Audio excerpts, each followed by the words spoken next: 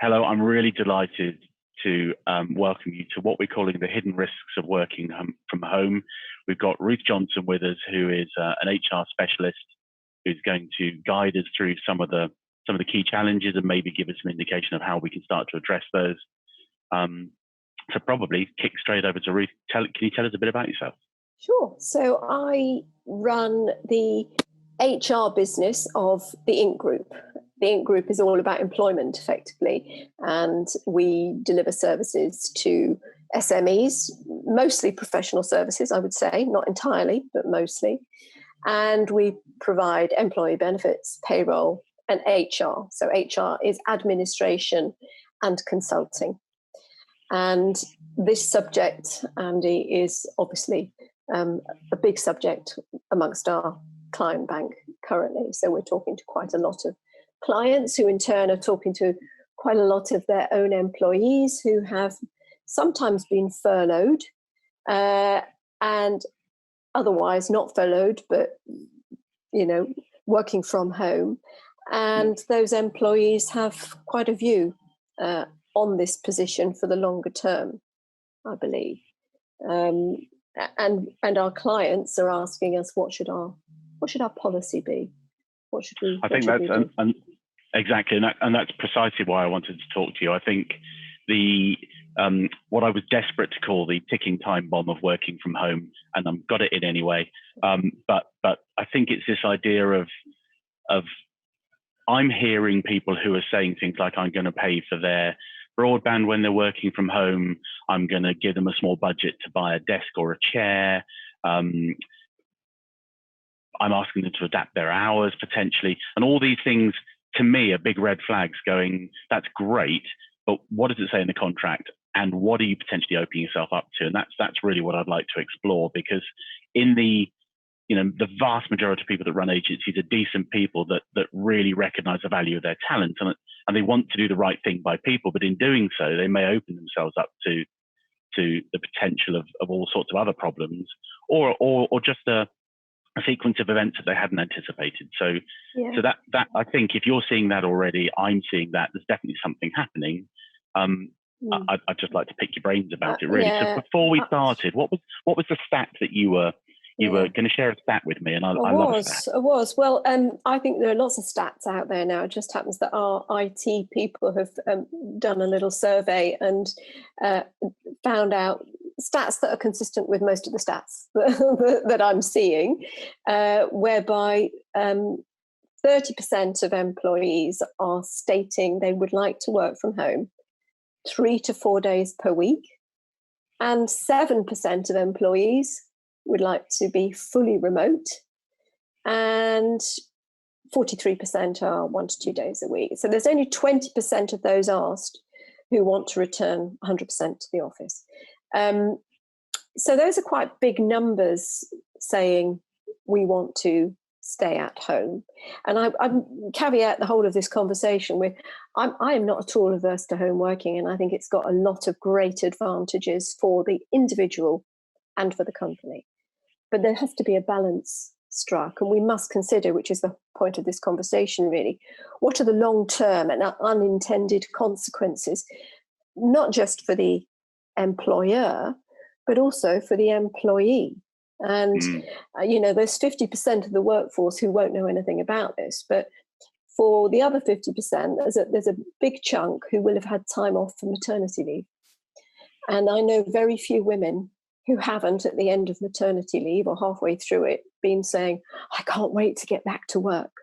And that's not all about the experience of being with the children. It's about the experience of not being around other people and not having that learning, social interaction, professional proximity, isn't it?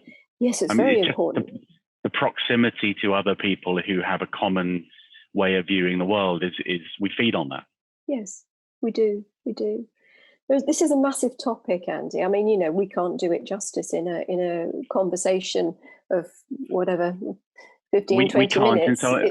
What I wanted to focus on was that little bit, which is almost the now, what's addressing the now questions rather than the longer term policy questions, because definitely I'm talking to clients about how we can build a distributed business, how we can access and retain the best talent by using remote working and so on. And it's an almost limitless discussion. But I think in this one, I'd like to focus on what are people doing right now, or what could they be doing, and the implications of that. So, for example, what are the responsibilities of an employer to people working from home? So the responsibilities are very much the same for those employees who are home-based to the ones who are office-based. You've got a duty of care to your employees. And you were talking about the contract a moment ago, what's written in the contract. It's not all about what's written in the contract. There's also statutory law, which will dictate a lot of this. There's also custom and practice. So in other words, if we don't have a contract, or we don't have a contract that addresses this issue, over a period of time, a home working arrangement will become contractual. And I think that's something for all employers who are considering this as a change of how we do things, that over time, something that feels like it's just an experiment, or it's temporary, or it's flexible, no, it may become a contractual right for your employees. So just be cautious about what you're offering. I'd also say be a little cautious about issuing anything that is fixed as far as policy is concerned, because we are living in strange times right now. And for many, the experience of home working is still quite new and novel. And I mean, for the individual as well as for the business. So I am advising my clients to not be issuing an absolute when it comes to policy change, but to be giving some guidance and thinking about how we as line managers can make sure the responsibilities that you were talking about are actually met. So duty of care is an obvious one. That exists whether the person is in the office or at home. And that implies health and safety. You do have health and safety responsibilities for people who are home working. And so you need for you as a business owner to have some confidence that the home working environment is safe and secure. And that means perhaps issuing a self-assessment for the individual to complete.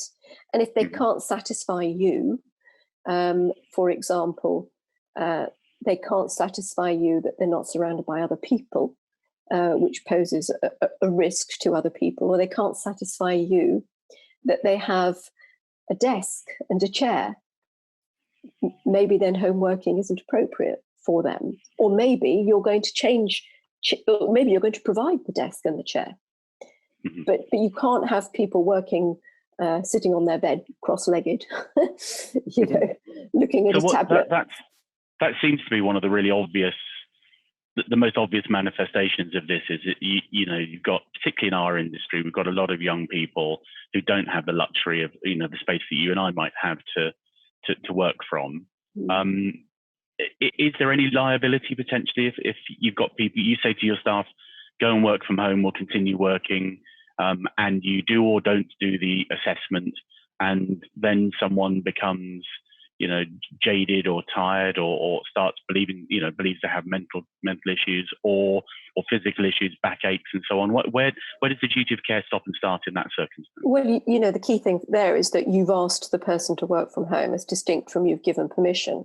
That's quite a big shift in terms of your responsibility. Certainly initially, certainly before a period of time has passed sufficient for this to now become custom and practice, and therefore an expectation that you have a duty of care, which is quite extreme. So the extent of the duty of care is based on the extent to which you have either asked or you're giving permission. So if you have asked the person to work from home, you're then going to have to make sure that they have the resources that are going to be compatible with their health and safety. That may mean contributing to the costs, hardware costs, and I say hardware, a desk, a chair, or paying for those items, which I would say would be best practice rather than mandatory. That would be best practice. And with health and safety law, a lot of health and safety law is around best practice, i.e. something goes wrong you get into trouble, you have a criminal workplace liability for injury, for example, then when you're being investigated, you're going to be investigated with questions around how much you did to support this person's well-being. And if your answers are, well, we told them that they must do this, but we didn't actually ensure that it happened, then there's more likelihood for you to be exposed to some kind of claim. So I would say, as an employer, you've always got to err on the side of caution. And that would mean there's cost for you here. I think that seems to be one of the keys, this idea of very early on, I was talking to people and they're going, great, we can dump our office, we've got a massive cost saving, we reduce our overhead. But for me, it just looks like a fragmented, sort of fractured cost that needs a different sort of planning and thinking about it. It doesn't necessarily simply mean we've dumped our office, we've dumped our desks, and therefore we've lost, potentially 15 to 20% of our overhead. Yeah, absolutely. That's right. And it's difficult, I think, to absolutely dump the office and dump the costs, because, you do still need people to come to the office. I mean, this is not necessary for us to discuss now, but, you're talking about a corporate body. If you're happy for everyone to be remote satellites and not connected, then fine. But if what you're thinking is we want employee engagement, we want knowledge sharing, we want to mentor particularly younger people into our business, then the truth is you do need proximity, you do need people to get together, you will need to maintain an office, and you therefore cannot get rid of all those costs. Also, with COVID, one of the problems is that hot desking isn't a viable option. So you do have to have spaces that people can reliably come to and know that these are either maintained in terms of cleanliness or they're reserved for them completely. So it's hard. It is. And I'm talking to clients about, we talk about space or base. So, everyone's going to need, probably, it's not true everyone actually, but most people will need some sort of office. And the question for the leaders is that going to be where we are based as a business and then people can work remotely? Or is it going to be where people predominantly work remotely and then we have a space where we come together to do some of those things you've talked about, like, collaboration, training, client meetings, and so on. And if you can kind of have a policy around space or base, that dictates something culturally about the sort of business you want to be. But that is an entire different debate. And I agree with you. There's so much to be covered. I also wanted to flag that you're not a lawyer. No. And so some of these questions I'm asking you a little bit are really about legal consequences, and I'm not trying to put you on the spot about those. And if for anyone watching, would always say you need to get proper legal advice about employment legal advice, despite the fact that Ruth is clearly a world expert on the subject. Yes, a world expert. How kind. Yes, do get advice, and just be careful where the advice comes from. So, and the language that is used. So health and safety is a very good example. As I was saying, that a lot of the health and safety guidance is guidance as distinct from law.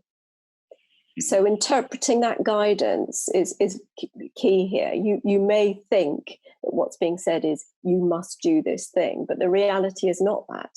And in health and safety, there's a lot of common sense with it. If you think in terms of how would I look after this individual if they were in the office, and apply the same approach as far as you possibly can for where they're home working, then you're going to be in a pretty good place. You need to make sure you document your auditing process. So a self-assessment for someone working at home is important. You might consider, if you feel it's necessary, that you actually visit their home environment. It's going to take you time, but if you're unsure and you're thinking, I don't know, is this really going to pass muster? Then you have the right to request a home visit to check that from a health and safety point of view, they're in good shape. Health and safety, though, is not the only thing. I think for employers, and it's one that we can overtalk, a really important risk area, in my view, is data. Data security, confidentiality are we sure? Are we sure? Now, if someone is working at home, we want to know that the IT infrastructure at home is every bit as strong and safe as the IT infrastructure in the office. And that's something that we must pay for. We shouldn't assume that the employee is going to pay for it. We must do it if we take this seriously. So I would prioritize that, I would say. Well, there isn't a client contract in the world that doesn't stipulate data security. And when you're within an office environment, in a closed office environment, it's hard enough. But when everybody potentially has been working remotely and everyone has the potential to work remotely, then that's the risk of that is multiplied many, many times, isn't it? So it really is. You're right. It's a massive issue, and probably goes to the number of people I hear saying, "Well, we're paying for the internet," and their motivation for that might be that we want them to have fast internet so they can do meetings like this. But in reality, it also means they have the capacity to share data and files reasonably quickly and safely. But of course, speed isn't actually the answer to data safety, is it? No, it's not. And I would add that you can issue documents to your staff, complicated, lengthy documents that talk about data and what you may and may not do. But are you sure that they are reading them? Because this isn't an exercise just about covering your backside in case something goes wrong. This is an exercise in making sure nothing does go wrong in the first place. So how you train people and how you feel reassured as a business owner that this message is understood and people are following the correct protocols at home. For example, they're not leaving the laptop on the kitchen table and everyone else in the flat share is walking through and having a good look and seeing, do we know that's happening? It's a fairly... Or frankly, borrowing somebody else's laptop, as you had to do when your laptop failed and you at the start of this conversation. You're now using someone else's laptop, which is not consequential to this conversation at all. But conceivably, if you were putting files on here, finishing a report, emailing it, sending it, it's saving local copies, there's so much risk to fairly innocuous and not malicious activity all the time. Yeah. So those two things, I think, health and safety and data, they're probably top of the risk list. But there are other things, and I'm sure your clients think about this, particularly agency clients will be thinking about what's the risk impact in terms of our brand identity when we have you talk about home and base and space, when the identity of the business becomes a bit confused because, for example, I'm sitting here with my lovely map, but this is my home space. This is not my office. This is not my brand. You live in the Ordnance Survey, it seems. Is that right? Yeah, I do. So, but I've been on calls with people and I can see their bedroom behind. So how do you ensure that people are managing to maintain your brand value in a remote working space? And also, how do you make sure that the experience of the customer who's liaising with your remote team is fluid and fluent, and there's no sense of, they're not in the office, I'm not sure if they're working right now, I'll have to check. Those sorts of interrupting things, which I think they will have a damaging effect on businesses unless we get them absolutely right, and we can be as sleek as we were when we were all sitting in the same space. Absolutely, they definitely could, and I'm doing some work with a group of agency leaders right now around this subject, trying to create some frameworks to make it simpler to start. Because once you start thinking about this, you can spin out into so many different kind of areas that if we can build a framework that allows you to systematically approach this, then, and we tend to talk about working from anywhere rather than working from home. Yeah. Because if the person can't sit on the bed and they're working in a cafe or a library or the Ordnance Survey as you are, then they need to have the same things apply. Yes, exactly the same things apply. So if we can enable anyone to work to do their best possible work from anywhere, that's the ultimate ambition, isn't it? Yes. That the client gets the same experience, that the quality of the delivery is the same, that the member of staff gets the same developmental opportunities. That's really the ultimate ambition of this. But it's an enormous sea change in the way that we run businesses, and is also exposing a lot of the weaknesses in the way that we've historically run businesses as well. So yes. there will be more to come on that. There will be more to come on that, dear viewers. So you know, stick with us, and it may well be Ruth coming back to share more insights on that, I hope. You mentioned about asking people to work from home rather than allowing them to work from home. It seems like quite a subtle difference, but clearly there's a significant difference. What's the broad implication of that? Well, we can't assume to ask people to work from home other than in exceptional circumstances. So COVID-19 is an exceptional circumstance, and lots of people have been asked to work from home. But one can't just do that. We can't just suddenly decide, you know what, this is working great, let's just ask everyone to work from home, because not everyone will want to work from home. And if the contract is office-based, then this is a change of contract, and we need to consult to get agreement or not to actually end the relationship if the individual resists. And that's very difficult to do. Not impossible to do, but that's difficult to do. So the asking and the giving permission, yes, you are assuming all the responsibilities of the employer in the home when you ask. When you give permission, to a lesser degree. So the individual will have, these are the costs that we were talking about, the individual who says, I'd like to work from home, and you say, that's fine. However, I want to know that you've got a working space and you can lock documents away carefully and all the rest of it. If you're asking people, then you have responsibility for that lockable cupboard, for example, and for the hardware, and for making sure that you are on top of the health and safety to a much greater extent than if you're just just giving permission. Makes perfect sense, and that's really, I guess that's the point, isn't it? Is that taking on the liability in its entirety to a great extent. I'm hearing people are getting approached by lawyers or reading articles about entirely rewriting contract sets and having to get, contracts being almost worthless, and you hear these kind of glib, sweeping statements. It sounds to me like there could be a need to revisit employment contracts, but that doesn't necessarily mean scrapping the existing one, and it doesn't necessarily mean a wholesale change, because it sounds like you're saying the liabilities are similar, but subtle changes in might be required. So what should employers be thinking about in relation to contracts?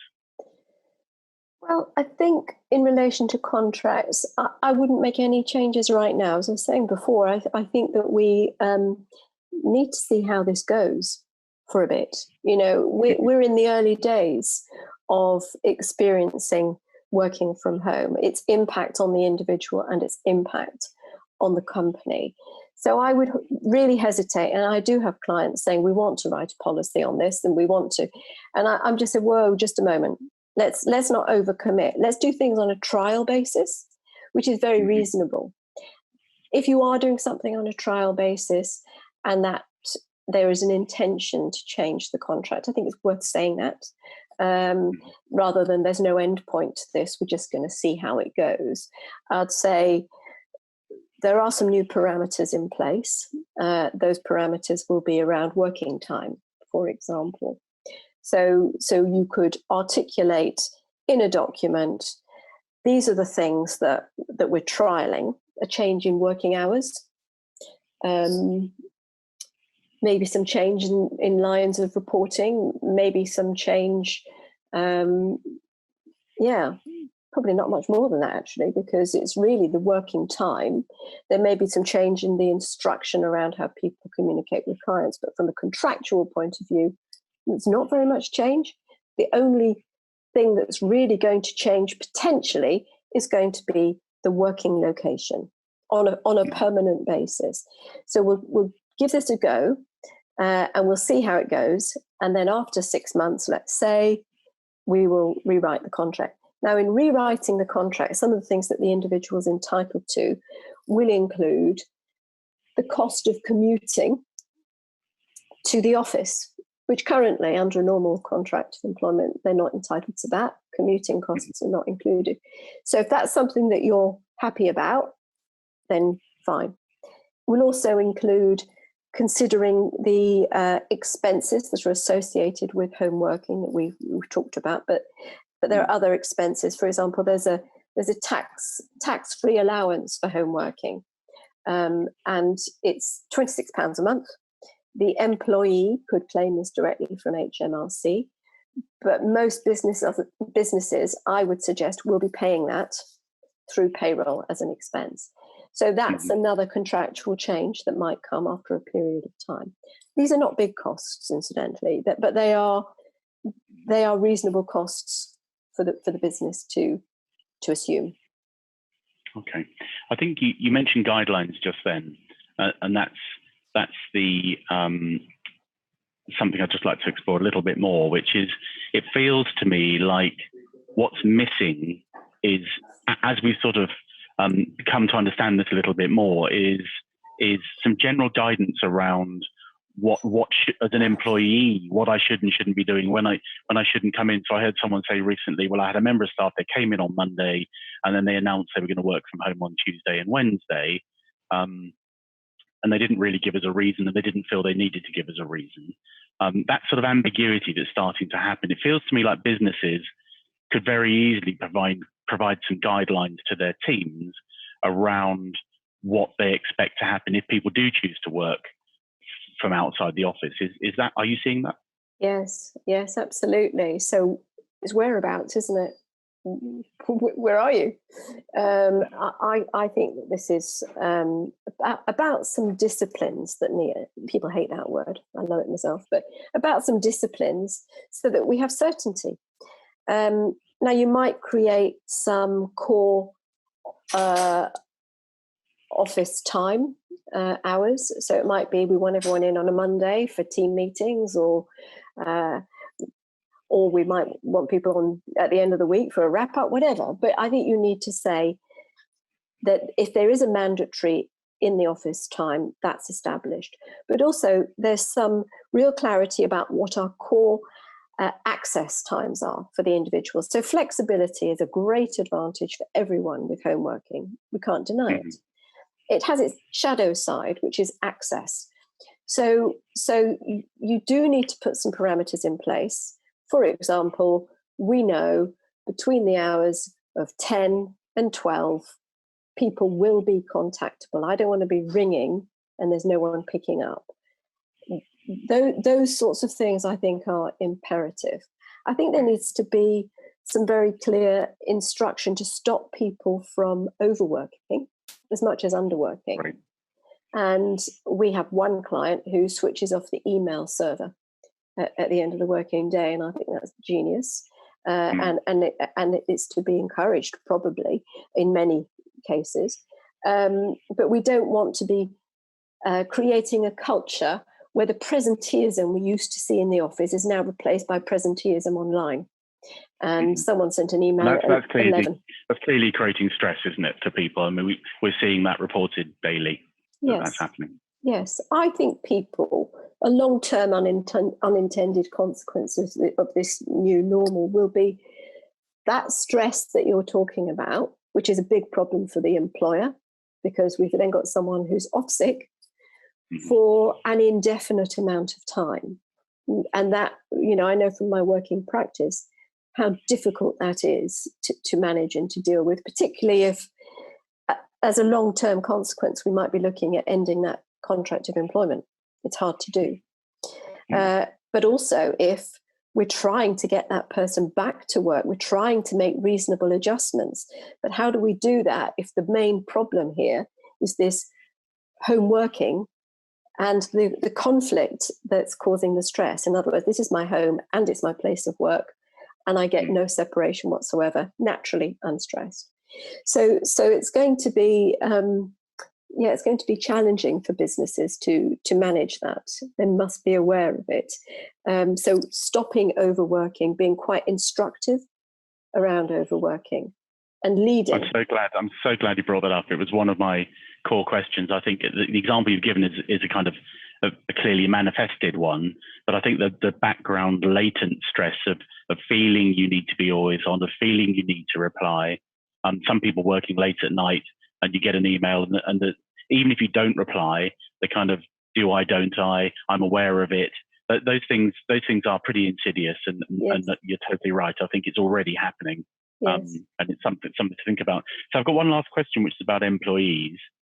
I've got 1,000 more questions, but I'm going to stop with one last question, which is there anything that employees need to be aware of when they're working at home? So let's say that the employer says you can work from home rather than you must work from home.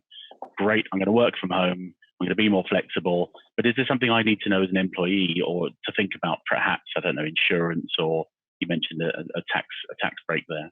Yes, I think insurance is a good one to talk about. So there could be some issues where the employee's insurer, when a laptop is nicked, asks, was this a business laptop? And they answer yes, in which case they say, well, it's not our responsibility then. So you would need to ensure a couple of things. Firstly, that the company's own insurance covers them for their remote workforce. So all the equipment that you have in your working arsenal includes those bits of kit that are being used at home. So as far as the employee's insurance, yes, ask them to speak to their insurers so that when they try to put in a claim for something, they're not rejected, and then, happy days all round. It's relatively straightforward for them to do that, and they should do that. If you've asked them to work at home, it is your cost liability and not theirs, of course. Yeah. But if they're choosing to work at home and a colleague lives around the corner and pops in with a bit of kit, or to ask a question, or has a cup of coffee in the kitchen to talk over a pitch that's happening the following day or whatever, which could easily be happening, that kind of the sort of organic activities that we're seeing happening, might I be, if they fell over or down my steps, might I be liable for? Do I need public liability insurance, or do I not? Or does the company need to provide that? Do those things need to be considered, or is it not a requirement at all? No, well, public liability insurance, no. So clarity. This is about what does the employee need to understand in their working time. They are doing their work, and they're not having people coming in anyway. But that's not so much about insurance. That's really about just crack on with your working day. But you don't need to, as far as I'm aware at this point in time, you don't need to have public liability insurance in place for your home workers. Now, whether or not the legislation around health and safety is going to change, I couldn't say. It's a possibility, because the situation that you're describing is something that will happen, won't it? There'll be someone who's home-based. We do it when we're not home-based, don't we? I've been in pitches where, I've gone around to someone's house and we've worked till 2 a.m. and on a pitch that we're doing the following day, and then you drive home.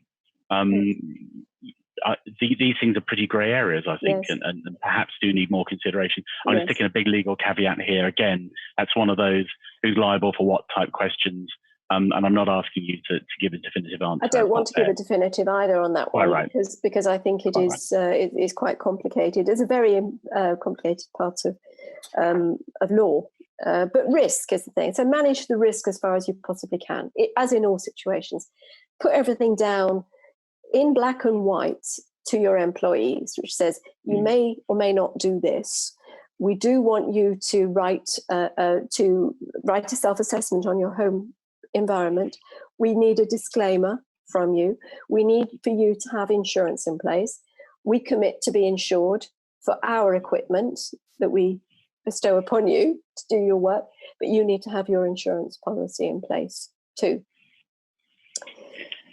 So, is there anything else? I'd like to wrap it up because I think we need to. But what are some other things you might want to mention?